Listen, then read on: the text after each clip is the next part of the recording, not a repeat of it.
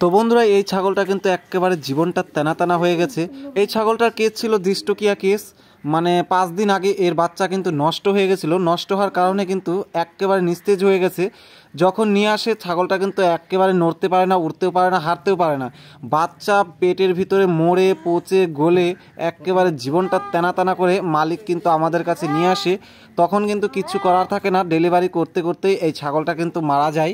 ছাগলটার হচ্ছে তেনা তেনা হওয়ার কারণ 5 দিন আগে বাচ্চাটা পেটের ভিতরে মরে তারপরে পেটের ভিতরে কিন্তু ইনফেকশন হয়ে যায়, মানে জরাইতে ইনফেকশন হয়ে যায়। সেই কারণে কিন্তু ছাগলটার অবস্থাটা খুবই খারাপ হয়ে যায়। বাচ্চা পচে যাওয়ার কারণে বাচ্চা কিন্তু টেনে বার করতে পারছিলাম না, এত অসুবিধা হচ্ছিল।